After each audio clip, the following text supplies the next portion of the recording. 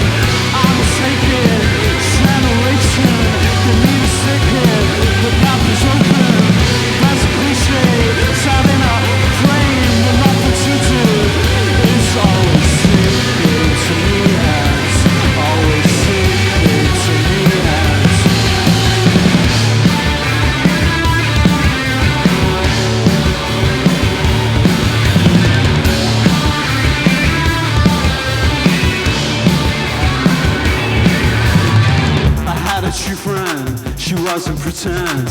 There's no start to this end. I had a true friend, she wasn't pretend. There's no start to this end. I'm taking generation, give me the second, the gap is open.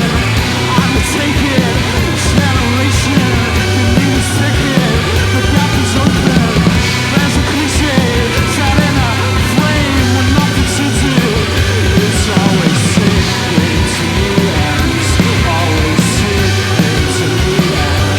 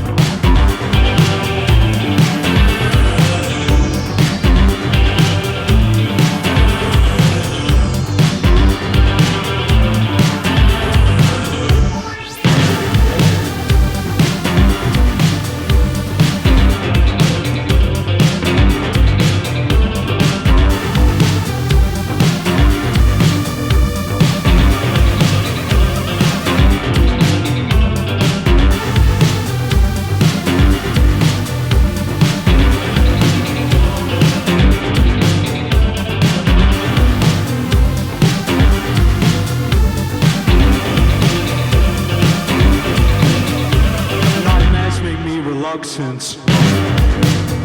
Sad to think the forge. Mortality is a gimmick that makes you so destroyed. Life a comic that makes me laugh over and over again and again and again.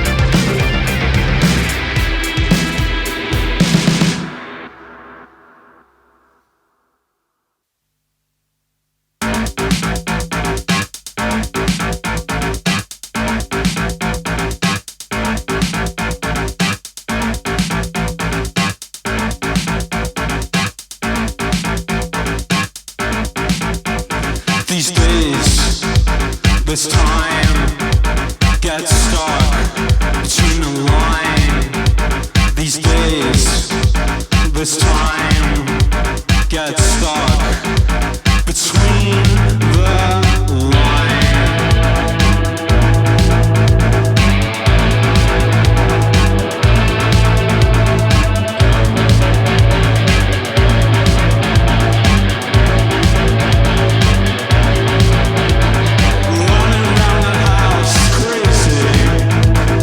Nothing seems to go my way. Everything's a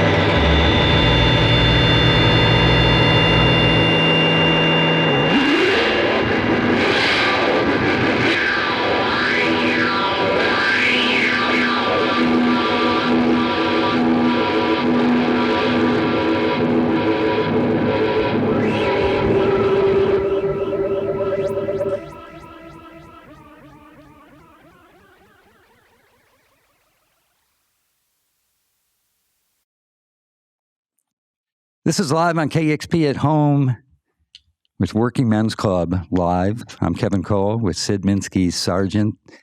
And man, great performance. Thank you so much for putting that together for KEXP listeners. Thanks for having us. Yeah. Love the debut album. It was in my top albums of 2020. So thank you for making that. Oh, thanks for supporting it. Yeah, I had a chance to see you at Eurosonic in January of 2020. Oh, really? So, yeah.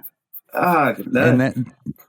And yeah. And man, I'm sure you had big plans for the year. You know, new year, you have a debut album coming out.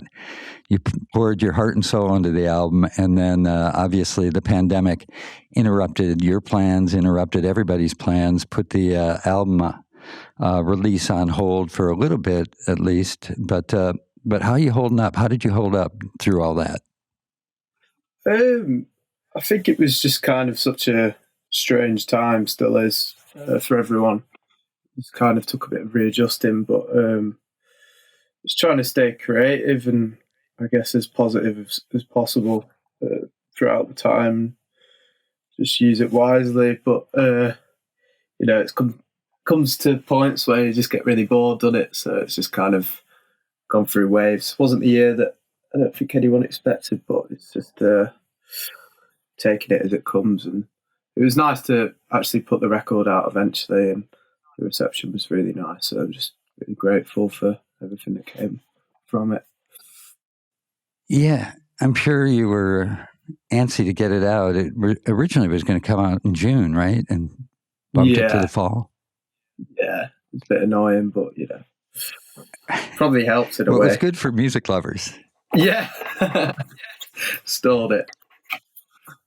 Yeah, and I'd love to know some of the creative things that you did to keep yourself occupied. I know one thing that I thought was really cool was doing the remix version of the record and actually putting that remix version out that you did with your producer, Ross Orton, and putting it out before the album came out. Yeah, it's a bit mad. I actually did it kind of the format in which we're talking now with Ross. So that was kind of my life for the first couple of months of lockdown, which was good fun. It was strange because we'd obviously just finished the record, but so to be remixing it and then putting that out before the album was all odd. But I think it was a nice thing to do, and it was cool. So yeah. Yeah, it sounds really cool. So you did that kind of remotely, each doing your own parts and sharing those files? Yeah, we did it over like Zoom. So Ross would have kind of the session on his computer. He'd be sharing the screen with me, and then we'd just be playing each other parts and slotting them together. So yeah, it was an interesting way of working. What about other new songs and new recordings? Like, for example, with X, did you take that same approach? Yeah, I think we recorded that before the album was released as well. Sort of did that in July, just without telling anyone, not even the label, and then sent that to them just after the record had come out and just said, we've got this new tune. Because it was just kind of a cure to the boredom, really. You just couldn't play live, so I just wanted to keep recording new music and hope to have a record out again next year. Yeah, do you tend to write music in isolation, or do you write it with your bandmates? Yeah, I tend to write on my own, really, where I'm sat now. So, yeah. And then get together and perform together, or do you feel like working remotely works for the vision you have right now? Sort of just write the songs in my room where I'm sat, and then take them into the studio with Ross and work on them until they're right, and then kind of that's the finished record, and then we'll go and rework them to play live. Yeah. So where are you at with the new record? I know that's kind of jumping the gun a little bit. We've started it, so it's coming along. We're just trying to get in the final kind of track list together, and then we'll finish off. yeah, it's sounding interesting. Have you recorded the songs then? There's some songs have been recorded. Yeah, it's not finished yet though, but it's a work in progress. Yeah. Now, I had read somewhere that you were super intentional about the debut album, that you wanted everything perfect. Have you taken a similar approach on the new material? To an extent, yeah. I think that's kind of the place I'm at now. I'm just trying to finalise what the record's going to be. So it's led in kind of 4 directions at the minute, but I'm just trying to bring it all in. So I'm not quite at that final stage yet, but I'm hoping to have another cohesive album. So something that's actually worth listening to. Yeah. Well, you're doing pretty damn well so far. Cheers, man. Yeah. So. One thing I love about the album is, Sorry, go for it. No, there's another new song coming out tonight as well, I think. So, which is the B-side to X, which I recorded at home instead of with Ross this time. He mixed it. So yeah, that's kind of another direction the album's going to go in. So if it's a B-side, is there going to be a physical release? Yeah, I think so. Yeah, there's going to be 7 coming out at some point. Yeah. Yeah. Your music feels like it's kind of perfect for collaboration or remixes. And you've done some, like Confidence Man remixed Valleys, and there's been some Teeth remixes, or Angel, can't remember. But yeah, Teeth. Do you have plans to have more remixes in the future? Is that something you like? And do you like letting go of kind of your version of a song and then having somebody else have at it? Yeah, definitely. I think it's a cool outlet. It gives the song more life, and it expands its reach in a way, because I think it hits different corners that it wouldn't off on its own. So yeah, I like songs being reimagined. I think it's a nice way to give them more life and different meaning to what they were originally intended to sound like. Do you know what I mean? So it's kind of, yeah, I think remix is cool.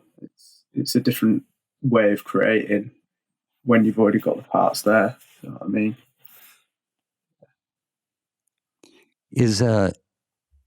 Have people been knocking on your door to do remixes of their material? Yeah, there's been a few, and I think it's just it's the right time for. It's like it has to be the right time for me to do something like that. Really, I kind of got to be in the right headspace. But I really like remixing other people's music. It's fun, and it kind of, you can be a bit more left field with it as opposed to songwriting. You know what I mean? You can kind of mash it up a bit more. Yeah. Do you feel that way about your own material as well? Like you write what you feel is like the cohesive song, but then there's the freedom for you to make like as many mixes, and you could go as left field as you wanted on it. Yeah, I think with the way that new stuff's headed, it's becoming more left field naturally. But I've got another project with Ross. The name we did the mega mix under, which is Minsky Rock, and we're kind of doing more left field electronic music under that name. But I think it's just, there's that blurred line between making obviously weirder music but keeping the standard songwriting format. And I think for me, in working men's club, I kind of try to keep that straight edge songwriting within all the weirder stuff as well. But I don't think there's no set rule to how you write songs. It's just how you express what you feel in the moment when you're writing them. Do you know what I mean? And if that is wonky or if it's really straight, it kind of doesn't matter. That's what lyrics are about as well. Do you know what I mean? Everything kind of characterizes each other. So it's crossing all the lines at once, and I think that can be the hardest thing, but also the easiest thing. It just depends on the timing. Yeah, and part of a really super cool creative challenge is as well, because you can put together a straight up version, as you sort of describe it, of a song, and fulfill that part of you as a creator, and then get as fucked up as you want. Exactly. with various different mixes, Yeah, totally. I think that's the thing, and same with lyrics, isn't it? Yeah, and some music might not lend itself to do that, but I think yours does. And man, I love everything about the debut. It just when it came out, it just didn't sound like anything else at the time. Thank you very much, man. Thank you. Yeah, and that's a beautiful thing. And it's also, I do love that the songs have a structure to them, and they're also really aggressive. And there's obvious touchstones for me as a longtime music lover. I love sort of some of the industrial dance vibe of the late 70s, early 80s, but it doesn't sound like any of that either, It sounds like its own thing. So for you, what are some of your musical touchstones, and what kind of inspires you as you're writing a song or going after sounds and going into the studio?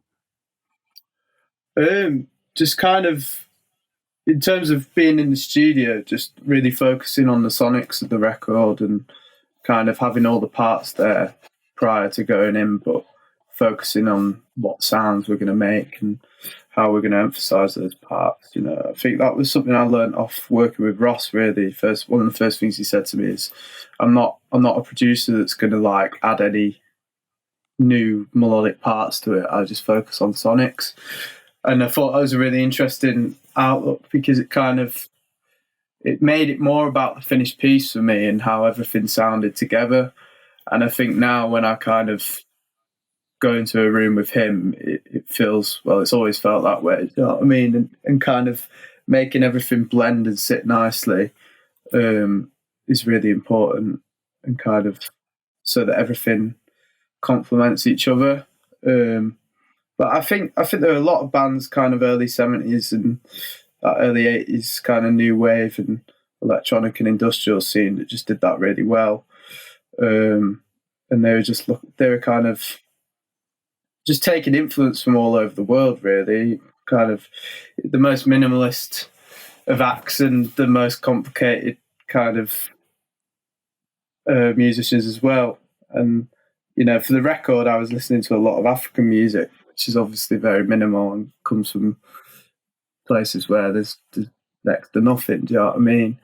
Like, you look at Francis Bebe, there's a video of him just with a one-noted flute and just using his own voice to make a song. I think that's brilliant. Stuff like that. Do you know what I mean? I'm not doing that, but I think just taking influence from having very little. And when I was writing that first album, it's kind of, I just had sort of one drum machine and a couple of synthesizers and a bass guitar and a guitar, which in retrospect is a lot in comparison to most people, but it was quite minimal for me at the time, and it suited the way I was writing. So I think just not having too much going on at once allows songs to breathe, and I think that's really important. Is that an aesthetic you're taking into the new music? And do you feel like you're going to be minimizing from the approach on the first album? I could probably over-exit on the second album, to be honest. I could probably gone the other way. It used too much. But just trying to find myself and all that at the minute. But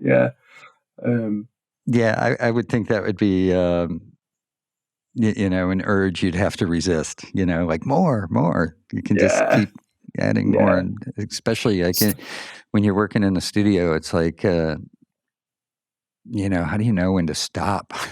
It's knowing when to stop, and I think that's why you work with a producer, isn't it? That's kind of something that's maybe been forgotten in a lot of modern music. It's just the studio's been brought into the home. And I think working in a more old school way with producers has maybe perhaps been forgotten a bit. I don't think it's a bad thing or a good thing. Do you know what I mean? I just think it depends what you're making. But working with Ross was very helpful and a real insight into my musical outlet, and kind of having someone that's been around for a long time and learned and worked among other great musicians. Kind of, just learning from other people and taking their wisdom with you and listening to people, I think is really important in this game, and kind of when you're creating, and also just listening to lots of music. I think that's kind of a really important thing to do if you want to make records. So the new single is called X, which you've described as the sound of your new favorite band hitting their stride. Do you feel like you're hitting your stride? Did I say that? Yeah. It was in some article that... What's the line? Yeah, the sound of your new favorite band hitting their stride, which is a great line. I love that. I don't think I said that. I'm pretty sure I didn't say I did. That. You did, yeah. I'll take credit for that one then. So, well, related to that, do you feel like you're hitting your stride? I don't know. Whether you said it or not. I don't know if we're ever going to hit our stride. I don't know what our stride is. So, yeah, fucking hell. That's a good approach to take, actually, a good mindset. Who wants to have, I mean, you want to feel like you're in your zone and you're firing on all cylinders, but you also want to feel like you're not done. You're never done. There's more to do. There's always got to be a bit of insecureness to making music. You've always got to be confident at the time, but it's finding that middle ground. I don't know if we're hitting our stride with that track. To be honest, it's kind of just a piss take, that song, out of kind of, I don't know, guitar bands, but yeah, I think it's a nice kind of distraction from what the second record will be. Do you know what I mean? So, really? Yeah. So it's sort of like taking people off the trail a little bit, and then you're going to hit them with something totally different. Yeah, we're going to take them somewhere else, hopefully. But yeah, I don't know what our stride is, man. So, in terms of the work you've done so far, do you have a favorite song of yours that you've written? No, I don't think so. I just think they kind of sit where they sit amongst each other. I've kind of played those songs so many times now. I don't really know where to start, but. Yeah, I'm just looking forward to playing new stuff and being among people again, really. Yeah. It must be just a totally weird space to be in, to have finished an album, to have expected to have already toured behind it, and to have to wait. Although I can tell you from my perspective or listeners' perspectives, I mean, we can't wait to hear it live. And no, it'd be lovely to play among people again, definitely. Yeah. Yeah. And you are, keeping our fingers crossed, you have a tour set up for November. Yeah, we do. That's the plan. So back out then. Sharing a room with other people. Yeah. Really nice. Can't wait for that. And where do you feel like a second record will come into play? Do you want to get that out before you hit the road? I'd love to, but I don't think it will be coming out before we're touring again. But it will definitely be coming out sometime next year. So yeah, just kind of want to keep giving new music to people, and playing in front of people again would be lovely. Just being in the same room as others, do you know what I mean? Feel very lucky to do that now. Yeah, well, thank you for in this in between time, doing this performance for KEXP. Thanks for allowing it. I just want to say I'm a massive fan of the station and your show, and I've been since I was a kid, really. So thanks for having us. Well, likewise, and I can't wait until we can have you in this space here and do a live set at KEXP too. So I know you've got the UK dates happening in November. Hopefully, there'll be international touring in early 2022, I guess it is, and hope to see you then. Yeah, you too. Thank you very much, Kevin. Yeah, thank you. Really appreciate it, and can't wait to hear the new single tonight. Yeah. I hope you like it. Cool. Take care. Cheers, man. This has been Live on KEXP at Home with Sid Minsky-Sargeant of Working Men's Club. These performances are made possible from the support of listeners and viewers like you. You can find out more by heading on over to kexp.org and also subscribe to our YouTube channel. Thank you. Discover new music at kexp.org.